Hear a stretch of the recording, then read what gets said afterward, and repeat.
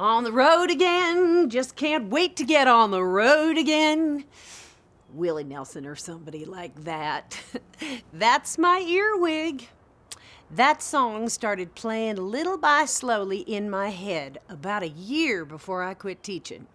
By the time I retired, it became my anthem.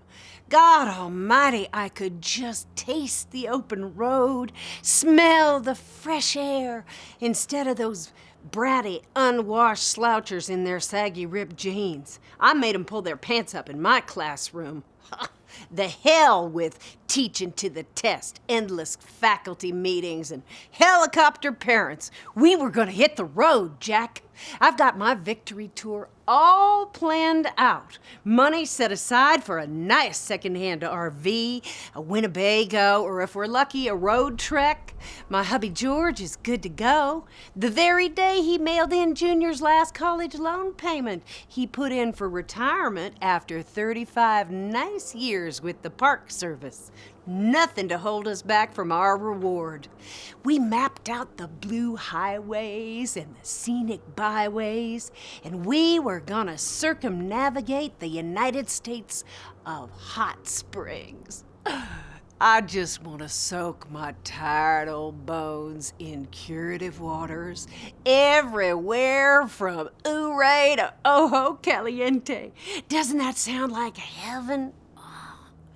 We got George Jr. to watch the house. What the hell, he's landed back home anyway. Doesn't have to work to pay off a college loan or anything. Might as well give him something to make him feel productive.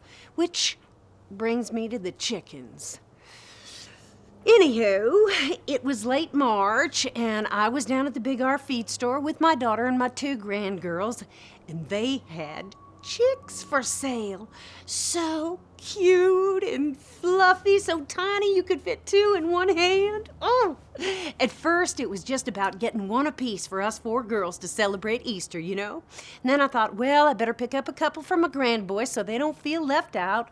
And last but not least, 1 for George Jr., who needed to take responsibility for something.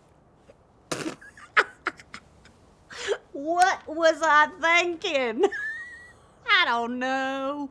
How fun it'd be for the kids to have a 4-H style experience, and how great it'd be to have our own farm fresh eggs every morning for breakfast. I picked 6 different breeds of hens to lay different sizes and colors of eggs. When we brought them home, George Jr. looked at me. George Sr. He looked at me and he said, "Earline, you're insane." I said, "George, you knew that when you married me 34 years ago." And I proceeded to set them up in the kitchen where we could watch them, and the floor's linoleum. You wouldn't believe how fast they grow. Trust me, they grow really fast. And they smell really bad. Before long, the situation in the kitchen became incompatible with cooking, or let alone eating, if you know what I mean.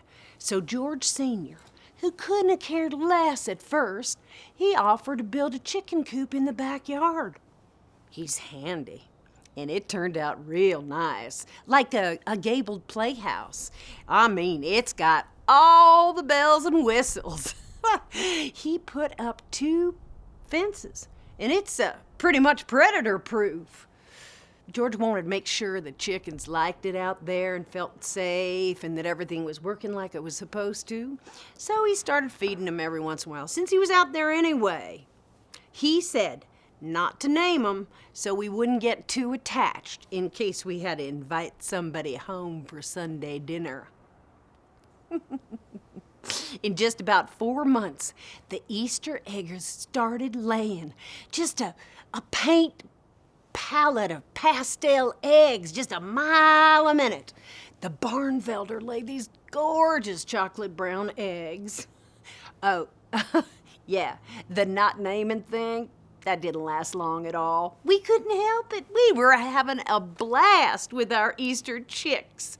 Junior named his Hamburg hen Shotzi, which means sweetie in German. The Black Star is Tina Turner. The Cinnamon Queen is Beyonce. And George named the Buff Orpington Jennifer. Jennifer Orpington, you know? Because he watches Friends reruns and he has a huge crush on Jennifer Aniston. He even pitched in with the cleanup, which may be why he decided they needed to free range. He claimed they wouldn't be happy stuck in the coop all the time, and he let them wander all over the backyard, which was okay, up until they climbed on the deck and pooped all over my new patio furniture. I special ordered that stuff from Home Depot. Chicken poo is huge, bigger than dog crap. Yorkie crap, but still. Now, I could just kick myself, because what happened down there at the Big R was all my fault, really. It's like going down to the Humane Society just to look around. Unless you tough up before you go in, you're gonna end up bringing somebody home. Those little chicks were just too cute to resist. Before I knew it, George was feeding them all the time. He'd call out to them in a sexy way, "Hello, girls. Come here, Tina. Shake a tail feather."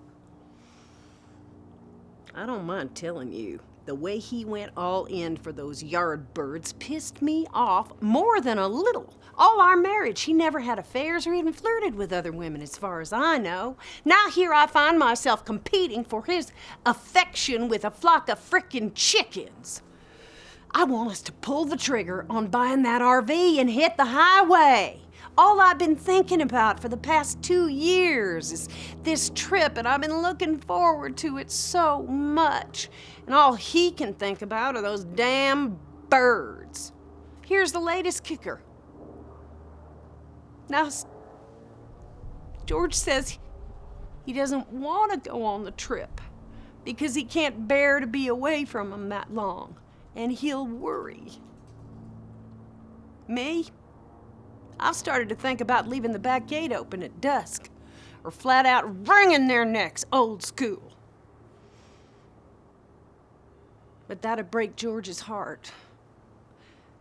And I couldn't do that no matter how much I want to go on my dream trip. On the road again, just can't wait to get on the road again. Freaking chickens.